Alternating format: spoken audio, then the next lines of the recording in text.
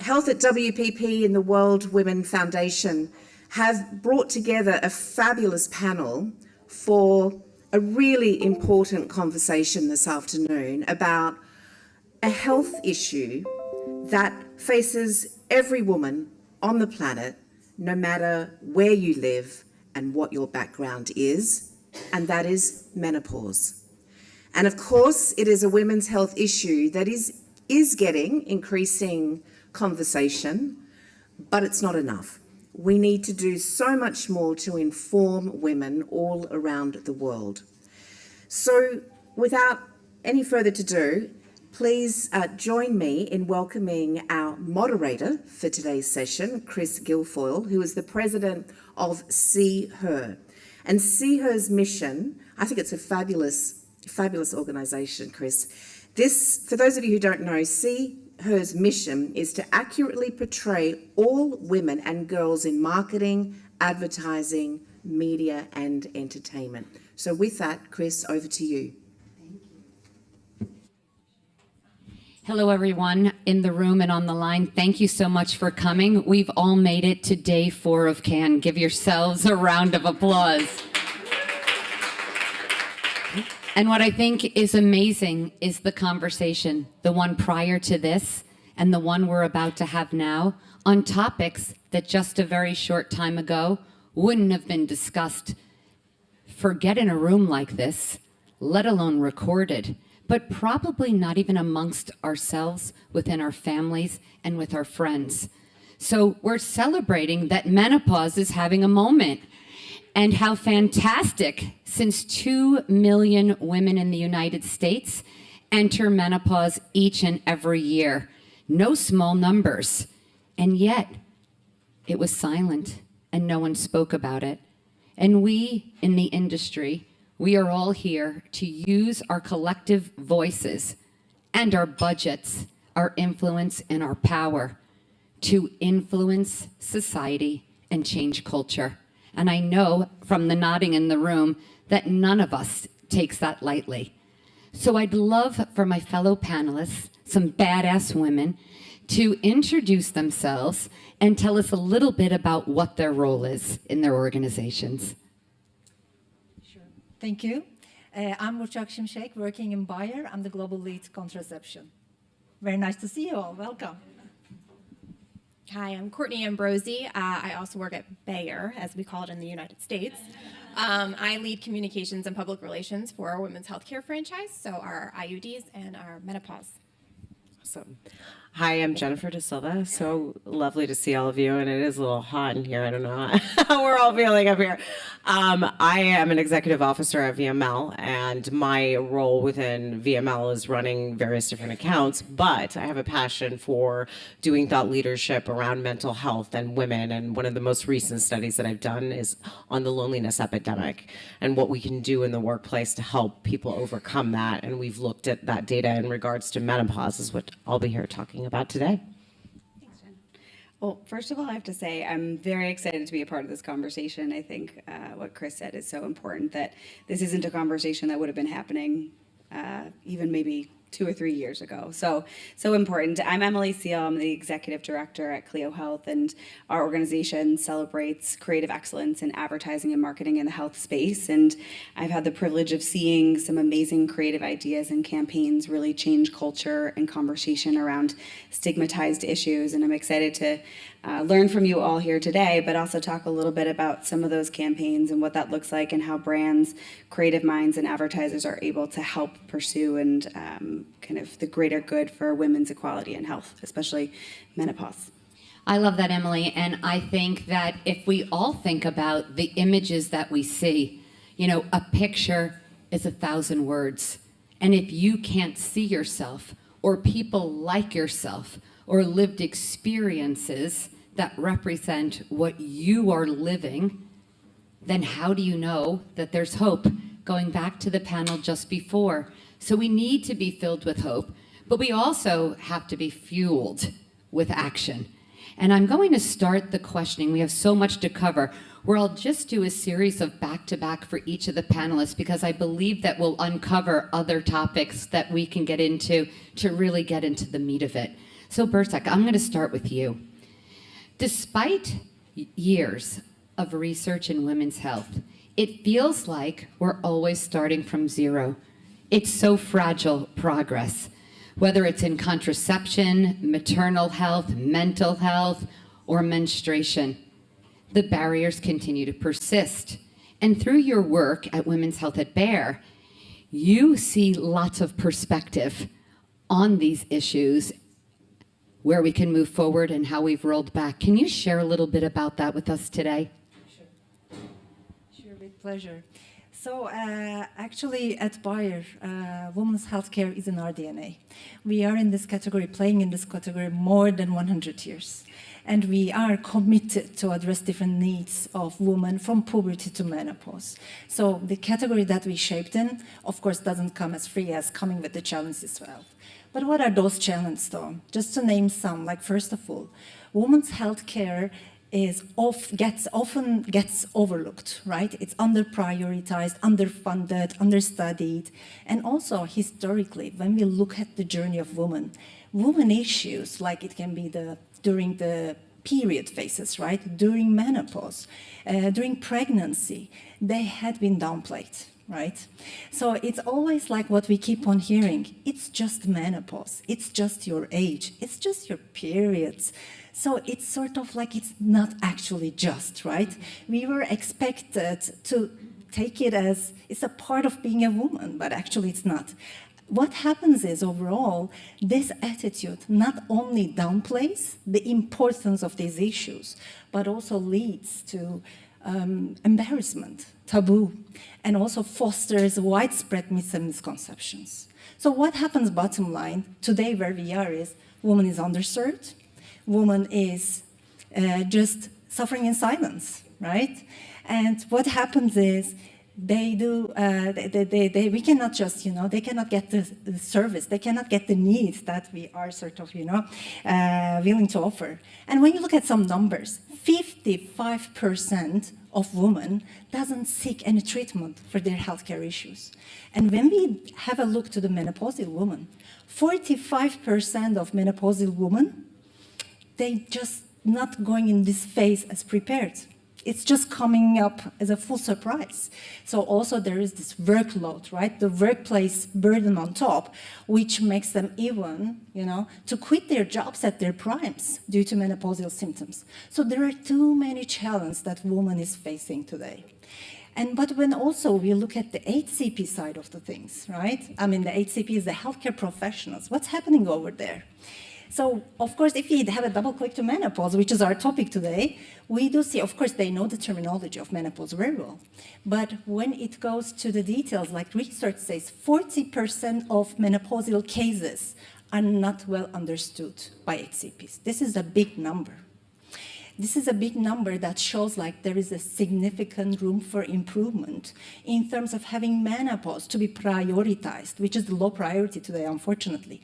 And there is a room for improvement to make this well understood by HCPs. But why is that important? Because menopause is not just hot flush, right? There are more things that menopause triggers. What are those? Just to give some examples, sleep disturbances, mood swings like emotional up and downs, right? And when it goes to even further, there's a huge impact on cardiovascular diseases, right? There's a huge impact on bone health. So these are lots of, things that really comes up as the challenge for the health of women. So these are really affecting greatly women's health. Personally, professionally, namely what happens is significant impact on their quality of life. So what we should do, bottom line is, actually the job to be done is not to only, addressing these specific needs, but actually to change the narrative, to change the game. I think we need to really change the way we talk, the way we see, the way that society talks and behaves about women's health is the next step that it should be. Well, that gets into the portrayal and the representation, right? The symptoms of menopause sit as jokes and fodder. We've all heard that. And it's to minimize the situation, the condition that is real and can be incredibly debilitating. for yourself, for your work, for your family. So tell me a little bit about the ways you've been working to combat these challenges. There are lots to be done. The challenge is there, but lots to be done, and that's why we need to address this challenge in a holistic manner. But everything starts with the woman, empowerment of women with knowledge about their health, right? Women should be sort of educating women on their body, like how it functions, what are their needs is the job to be done. We need women to really understand, recognize, and also question their perceived normal and to act on it, because these perceived normals are just letting women to miss the life. So that's what they need to understand. They need to understand, question, and act on it. And also encouraging women is another big piece of the puzzle, right? We need to encourage them to speak up. We need to encourage them to speak up and freely talk about their needs and demands. But of course, it's not only relying on women, right? It's not an individual effort. It needs to be a collective effort, should come from media, healthcare professionals, all these healthcare societies, community leaders, educators. So all together, creating platforms where women can freely speak up and voice our needs and demands, and also access to the right information, access to the validated information is really key in this puzzle, I guess. Because today on social media, we are seeing like there are many information around, so accurate information is definitely a big job to be done in that sense. And also educational campaigns, we said, and also the collaborations with healthcare professionals is another key in the puzzle. So we really need to make sure like they really well understand women and they really act on it and address their needs. So these are really the things that we need to put the efforts on. And at Bayer, we are committed to leading this transformational journey. We are now launching new platforms where we can increase the awareness for women and also where we can bridge the gap between HCP and women to make sure that HCPs can really understand their needs and address them comprehensively. So our mission is actually to champion a world where every woman is empowered to speak up, where every woman has a deep understanding on their body, their needs, their concerns, and also we want every woman demand the care they need, they deserve, and also have the access without any barriers. So in a nutshell, I think the job to be done all together is big, because the challenge is there, the opportunity is there, we need to unleash it all together. So it's not basically, my message is not to challenging the status quo, but I think we need to create a world where we can create new standards for women's healthcare to make the change happen. Thank you so much. Continuing on that conversation, what are the greatest barriers to not having menopause be this inevitable transition phase? Like, how do we look at it as you're about to fall off the cliff, right?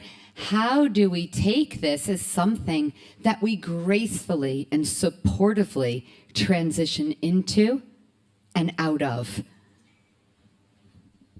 No, I think that's a great question. I think inevitably I would be remiss to not talk about the inflection point that we're currently in with menopause conversation. I mean, we spoke about it earlier.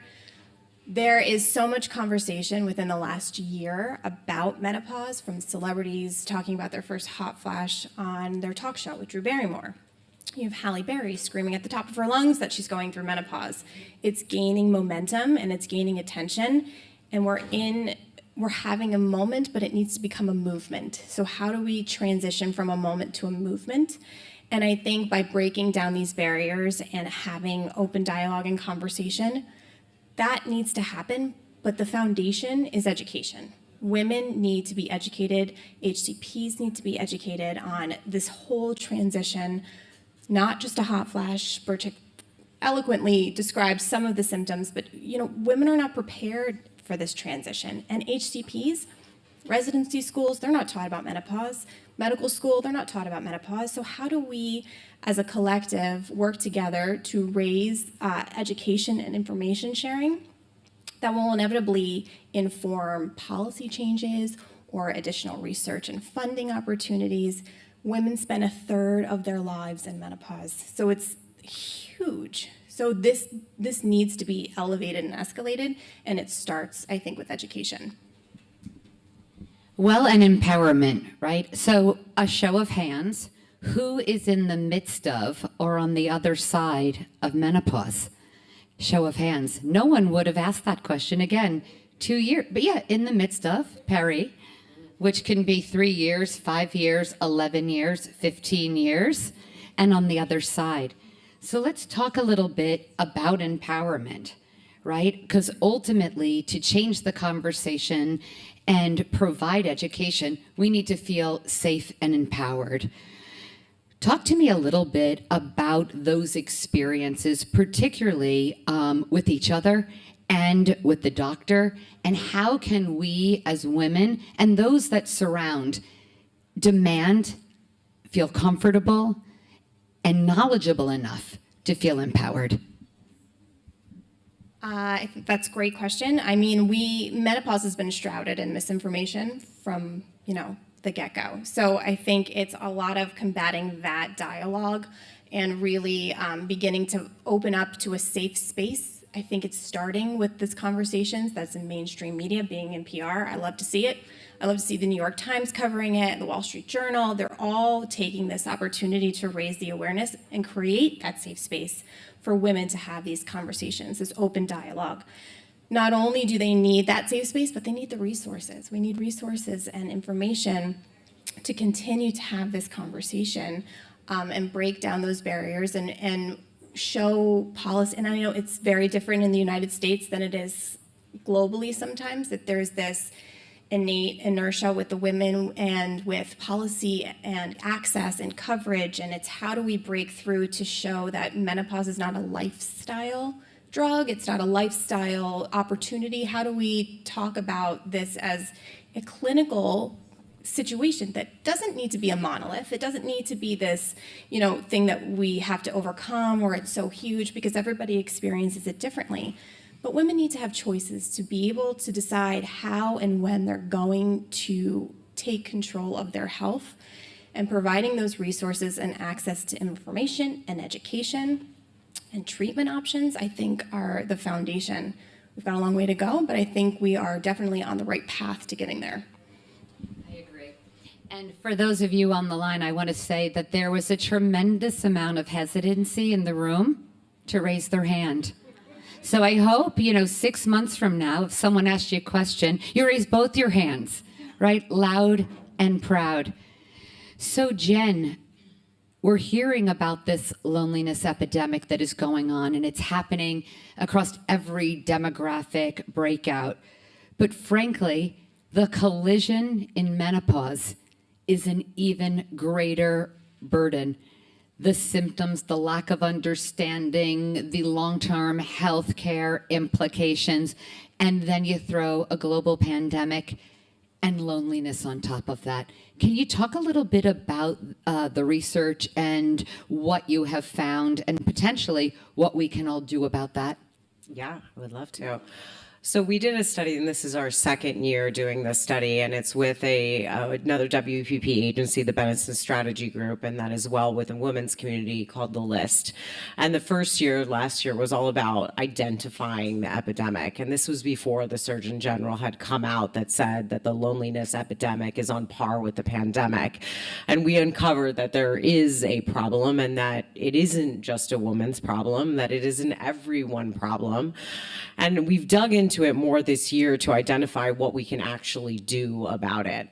And what we're seeing this year is that 80% of people feel lonely at work at least one time per month. And 45% of those people who feel lonely at work feel less productive, are more likely to leave their jobs, are less satisfied with what they're doing, and feel unsupported. And so those types of things say we need to start solving this issue at a corporate level, right? And when we looked at the data, it was actually very surprising to see that the loneliest generation is Gen Z.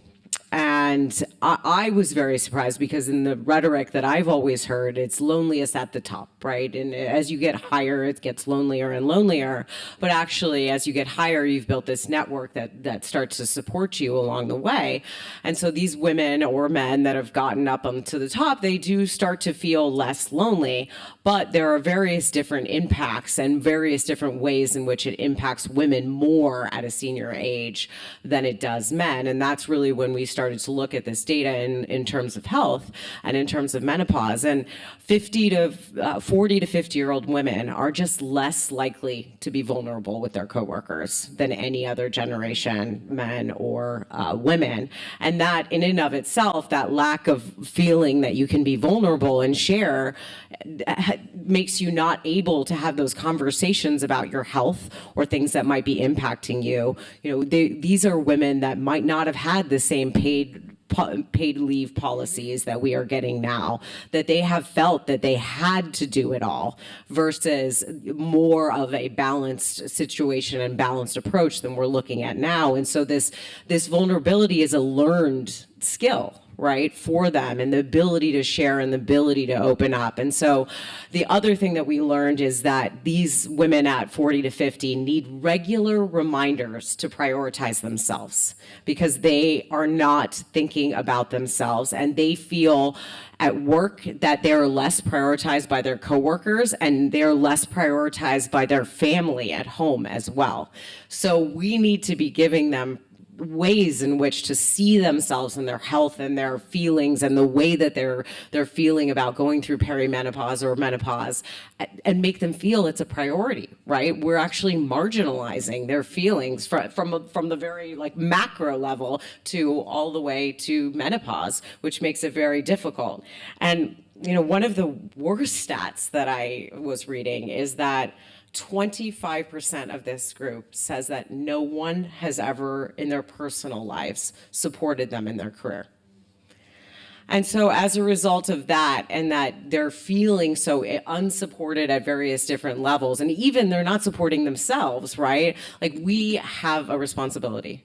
And we have a responsibility not only to empower the women themselves, right, with the data, but to empower the people around them, right? And empower managers to have these vulnerable conversations, because if you as a manager start to be more vulnerable with someone that you're managing, they feel that they can then be vulnerable back to you. And so starting to have those one-on-one dialogues to open up that vulnerability within the workplace is step one. Step two is developing micro communities where they feel that they can go and they can talk about these issues. And I think VML is pretty good about doing that and starting to bring to light some of these issues for people. But I think that we need to do better. I think the bigger macro mental health issues sometimes get we don't know how. But we need to get better at learning, and we need to get better at learning for each other so that we can be more supportive, understanding, more flexible, and all those things. Well, and God forbid we're on our flight and the mask drops down. Right. Never would we not put it on to save ourselves so we can save our loved ones. And this analogy, I think, is synonymous with the situation that's going on here. Mm-hmm. We don't know how to take care of ourselves. We don't know how to prioritize that so our families can help us on this journey. And then you get to work and the conversation is even more fraught with how do you raise your hand when you're this generation of women who is told you can do it all. Yeah. So are there actionable takeaways that you've seen from your research or that's been employed throughout your organization or the broader WPP where corporations are showing actions that they're taking? Yeah, one of the things that we found within our study was we did a segmentation around it to find, okay, well, who are the people that are not lonely? And they're called community cultivators, right? And the community cultivators are the people that are raising their hand, they're coming to the town halls, that are planning the parties. So how can we develop around those communities? They can't solve it all, right? But what they can start to do is build the micro communities and micro habits within those communities to be supportive of one another, right? So find your community cultivator, curate around that community cultivator is one thing. The vulnerability thing that I mentioned before, I think, is another important point. How are we training our leaders to be vulnerable? How are we enabling ourselves to be vulnerable, with our own health situations? And number three, how are we making health a priority from the workplace, right? And how are we making menopause and perimenopause and all the different health situations? How do we make people feel that their health is their number one priority? And that loneliness is a part of that, right?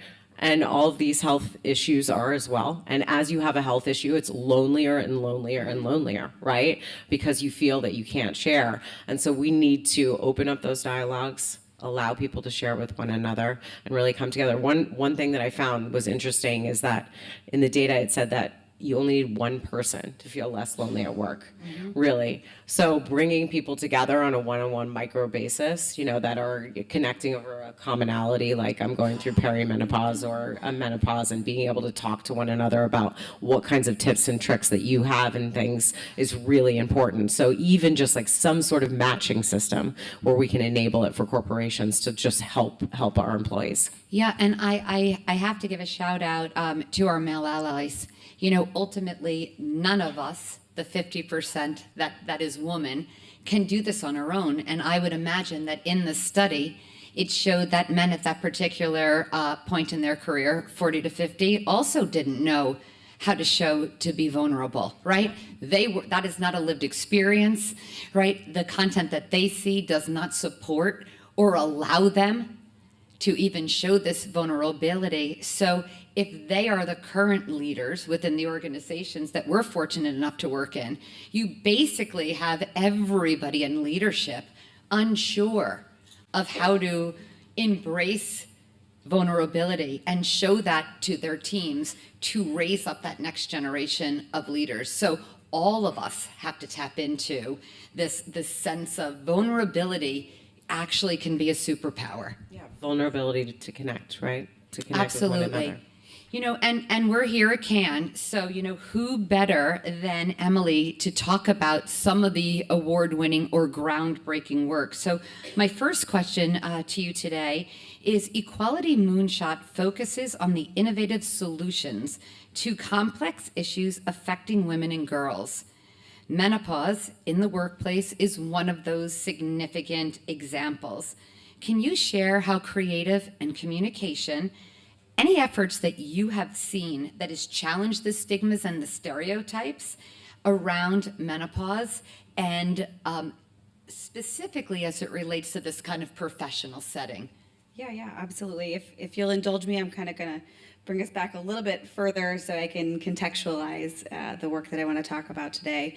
So actually, it was in November of 2022, Chris, your organization, SeeHer, partnered with WPP and did a study for women's representation in advertising and communications around health and wellness called Health on Her Terms. And found some very interesting insights about how women show up, how they feel they're represented or not represented when it comes to advertising communications and ultimately culture.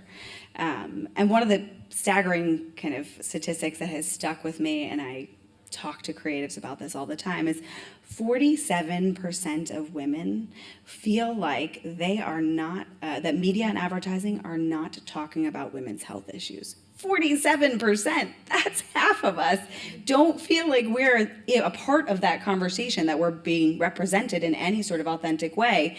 So when we think about that, I remember when that study came out and there was a lot of conversation in the creative industry focusing on, well, this is a challenge to us. This is how can we show up to use the power of creativity to change culture, to change conversations, to destigmatize some of these topics. And what we saw the following year in our entries and award-winning work was a huge change and shift in what I call the representation of the authentic female. So seeing her as she really is, talking about her, co-creating with her. So a lot of the work we saw in the following year was wonderful to see. It was a response to that. And one of the pieces, and I know Burcak talked about it, and obviously Jen, you mentioned it at length with your talk about loneliness, the workplace is such an important part where, I think the statistic is 1 in 10 women actually resign due to unsupported work environments during their transitions and their symptoms that they experience during menopause. That's also a significant number. That's billions of dollars from an economic standpoint.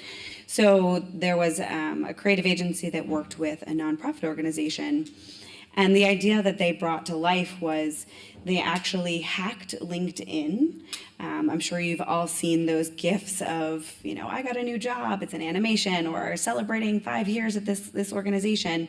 They hacked it by creating new GIFs focused on 30 different menopause symptoms, so that women had the opportunity to post it, share it, bring it to life, create conversation in the social media platform that talks about business and your personal profile, where you have organizations have a presence and are part of the conversation. And it not only had a kind of a virality to it, but they took it a step further. And I think this is another important part about how advertising and communications can be part of this conversation and propelling change in the culture, is they developed a whole video curriculum and toolkit for employers and organizations to be able to help combat some of that stigma, to help create environments where women feel supported as they're experiencing all of this array of different symptoms. And I believe that the work actually made some serious impact in that there was in US companies, and again, I think you mentioned this, talking about in the global landscape it's a little bit different, but in US companies, the percentage of companies that had menopause policies went from 4 to 16% at the end of that year. And that's some amazing impact when you think about how advertising, creativity, creative ideas are able to destigmatize conversation, open that conversation, reach people, and then make change. That is amazing. It's digital hand-raising credentialing, right? I think that there's lots of applications for that. And thank you so much for bringing up that study. At SeeHer, we're so proud of our relationship with WPP and the creation of Health on Her Terms, from menstruation to menopause. And we did get such incredible feedback. I didn't necessarily hear that it had flowed downstream into the creative work, so that's always amazing action. But I wanted to say that what we did learn is that more help was needed. So as a follow-up to that piece of research, we have created a creative best practices, really at the very start of campaign creation, from the RFP process around director, producer, casting. We know that casting has a huge impact of who you see and how that inspires you and allows you to see yourself. So more to come on the tools and services that we offer. And we often give everything that we develop to the industry as a gift. Right? Again, I think it is about raising up the collective work. My last question for you, Emily, and then we can kind of chitter chat around depending on how much time we have. Sexual wellness brands have been leading some of these conversations. I think that they've, been a bit bolder, right? They're on topics that maybe are not as clinical and therefore aligned to a disease state that tend to be more serious in the communications. Could you share insights on some of these campaigns and impacts that they may have had, and how those impacts may inform other classifications and/or categories? Yeah, absolutely. Definitely one of the brand categories that we've seen exploring and taking, like you said, bold moves, given the nature of their products, whether it's sexual wellness from over-the-counter products all the way through sex toys. They take bold approaches. They're familiar with having uncomfortable conversations. They're familiar with being provocative. And part of that is these conversations shouldn't be provocative, right? But they are right now. And so to be able to have brands that are able to do that in what they're already kind of their communications efforts are. So when I think about the sexual wellness part, I think about two different campaigns. One came out of Sweden, so thinking about a global presence of this conversation, sexual wellness over-the-counter brand RFSU, I believe it was. They took this insight that 2 out of 5 women, which we've been talking about statistics quite a lot, and they're all not favorable in the state of where we need to go, but 2 in 5 women felt like they were not adequately informed about what they were going to experience as they experienced menopause, from all of the different symptoms to just the longevity of it, 1/3 of your life. So they took that insight and they thought to themselves, how can we reframe this conversation and how do we co-create? And so I think that kind of speaks to what you were mentioning there, Chris, about who's behind the scenes, who's being cast. And so they interviewed 3,000 women to get their real lived experiences of what menopause was. And they reframed the conversation, launching their campaign at 3 a.m. because some of the symptoms are fatigue and insomnia. So they launched that campaign at 3 a.m., but they reframed the narrative around menopause as it's not being the last phase. It's not the end. It's not let's go out gracefully. This is just this is the new period. So being able to do that, I think, was a whole shift in the conversation, the way people perceive it, and it empowered women to feel proud and to feel like, oh, this is just another part of who I am. This is a new beginning to what's next. So what they did there was really important work. And one of the other more provocative campaigns was actually done recently in New York. Mystery Vibes is a sex toy company, and they actually have the first and only sex toy approved by the FDA, which is also a very interesting conversation. We can get into that. But what they did was they marketed it by recognizing, again, we need to bring the conversation around, one, females of this age, their sexual health and wellness is not something people are talking about. And two, it turns out masturbation and orgasming is incredibly helpful as a form of relief for some of the symptoms you experience in menopause. So what they did was they put this billboard up. It was the first one where they had a sex toy featured in the image. And it just said, orgasm now comes with prescription. And what a provocative way to start a conversation of what are you talking about, right? And that's the power of creativity and communications, is to start a conversation, to normalize or maybe surprise people a little bit to get them talking about that. And so it gives women permission to talk about these things. It gives women empowerment to feel good about who they are and where they are in their life. And I think that that's where creativity has so much power and so much influence, and brands and organizations can continue this conversation, normalize it for everyone in culture, and that lends to education, that lends to open conversations in the workplace. And I think everything you've all talked about today falls squarely within the power of what we can do when we think about creative communications. I love that stop you in your track example, right? I can just imagine the helter-skelter of the traffic when that went up, right? It's like, bam, wowza. Yeah. So I'd like to ask you all the same question. You know, again, I think about, you know, every time I get the wonderful opportunity like this to talk to like-minded people, we're all here. We have prioritized this, right? So thank you, first and foremost. And I think all of the women all over the globe, they thank you for being here. They thank you for your good works. But what's the action that each of us can take? And not only what's your action that you want to bring back with you into your home, your work, but what do you want to tell your networks to do? Right? Because we've already committed to action by being here. So we need to get all of our circles to be as focused and committed to the change. So can we go down the line and talk about your action? Okay. So as I explained as well previously, I think the job to be done is first at the woman level, right? We need to, I mean, woman is aware, woman is suffering, but she is not aware that she's suffering. I think that's the piece that we need to bring that, you know, tweak to women. We need to make her understand, actually, she shouldn't accept suffering. But she is sort of, if she's holding her back, if she's losing her quality of life, I think that's the thing that we want to put the finger on, say, no, you shouldn't sacrifice you from your quality of life. It can be a period, it can be menopause, it can be any sort of occasions that she had on her life.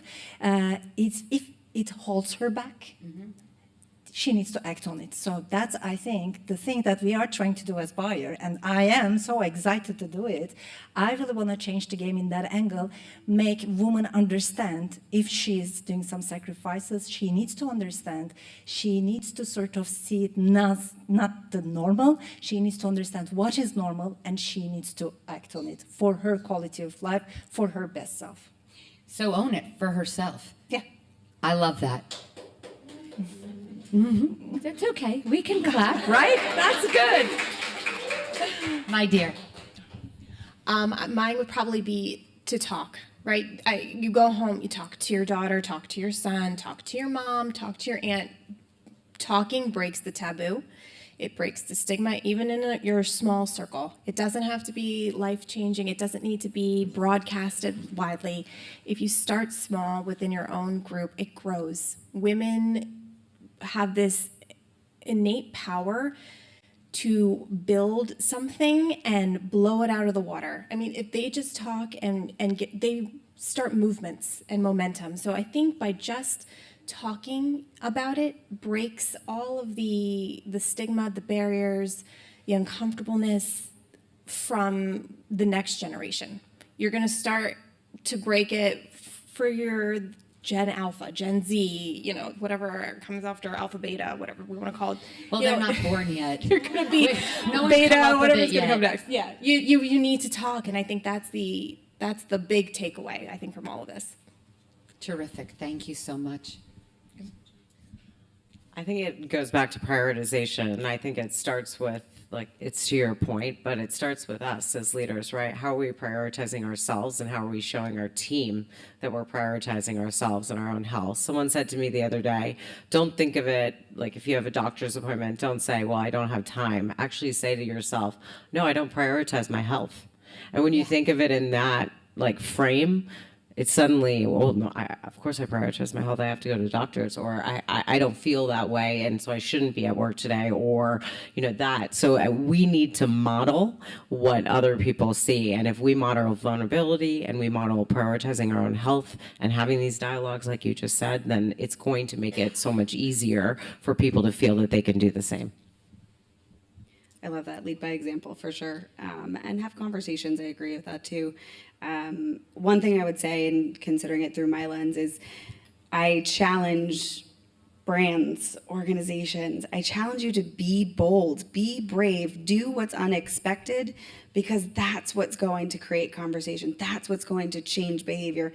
That's what's going to influence these conversations, in addition to all of these things that you said. But I know that it's uncomfortable, but that's meaningful and that's powerful. And so I would challenge, you know, the creative community to push brands and organizations to do more, show up more, and kind of break those boundaries for us, so that while we lead by example and while we have conversations at home and with our colleagues and friends and family, that it is a groundswell of movement towards that progress. I'm going to jump on that and say that there are a handful of members at SeeHer that use their ERG groups in a way that I think could be very beneficial around this conversation.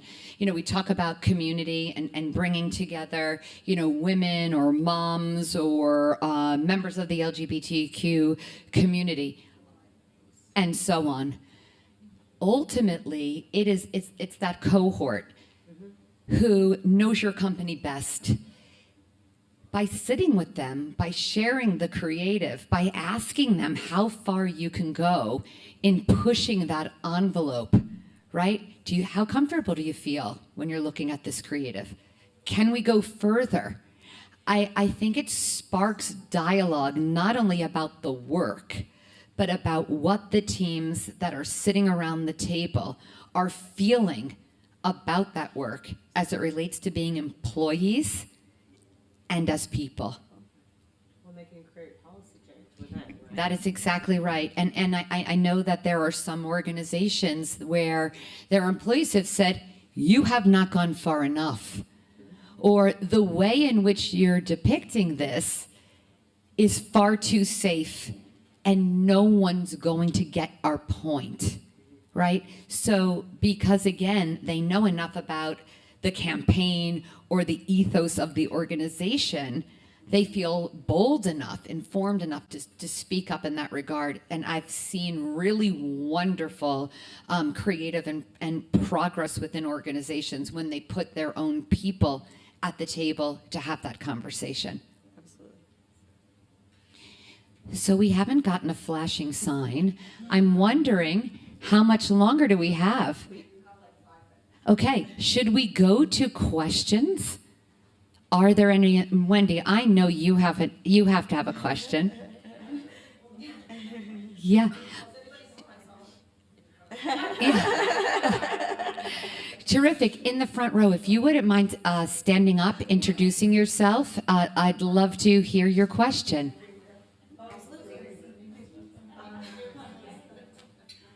Hi everyone, I'm Kristen Tolbert, strategist at Click and also an ex-WPPer. Thank you all so much for the conversation. Love working with this team. Question for you all as it relates to progress and success, right? This is incremental. This is not going to happen overnight. So if we think about how fast culture is moving, as you said, Courtney, within the last year, the conversation has changed so much. What kind of success can we hope to achieve in the next year? What does that look like for us as women and as a larger community? Great question, Kristen. Thank you. I think success looks like women's choice. You know, having the ability to make the decision for herself on how she wants to treat or not treat, not being forced into doing something she may not feel comfortable with just because that's all that's being offered. I think it's incremental to your point, but I think it starts with choice. I think we have a lot of power in this room. I mean, we have the power with brands to do the work, right? To increase the dialogues. And I think that's what progress looks like. So the conversations that are happening in small rooms like this about menopause, there's been like a couple bubbling up over the past week that I've heard, or various different ones, not AI, like everyone is talking about, right? This is like, we have the power to take it to the next level next year and actually have more dialogue and have game-changing things happen within our brands and within our agencies to do the work on. Yeah, I mean, I even mentioned in that one campaign, right, you're making policies, you're shifting how policies are showing up in organizations, and whether it's something as small as changing how one woman's able to talk about how she feels or what she might be experiencing and advocate for herself while she's with her healthcare provider, I think that is change, and that is how it continues to grow, and that's where we'll see the progress, and that will then result in policy change. That will result in this being something that we don't have to do 5 years from now, whatever that may be. And that's the hope, right? Is that this is not something that people care about because it is normalized and it is part of everyday life. And success is incremental. I think often people think about, oh my God, I have to do that really big thing to make an impact.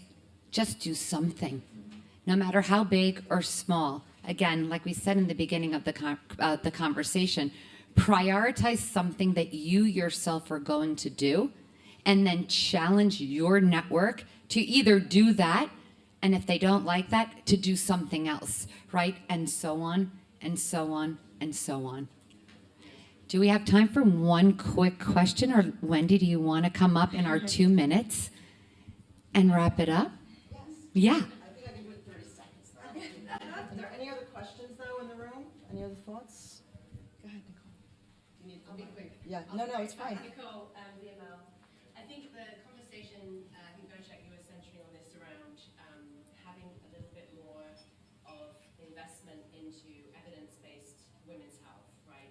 Because there are a lot of women that even when they do seek out the support that they're looking for, they don't find it. And it can be because of education, it can be because of a lack of evidence, it can be So I'm just curious to hear any points of view on how we can move that sort of frontier forward.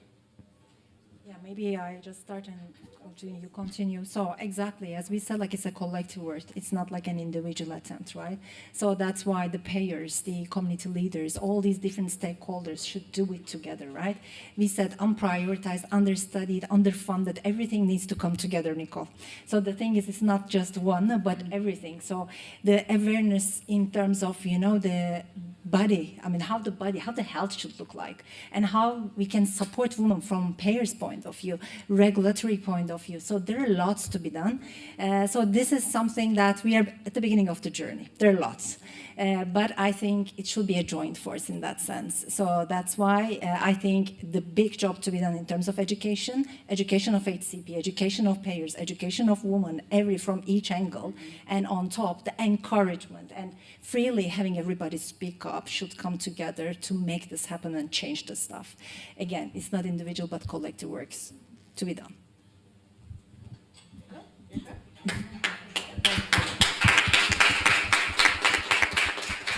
Okay, so Rupert tells me we're going to move directly into the next session, but I just first wanted to thank you all. As a woman who has gone through menopause, I can very, very clearly say that there was absolutely nothing when I went through menopause, and it was tough. It was very tough, because here I was a women's health person, and I worked in all these different areas, and yet I had no idea what I was dealing with.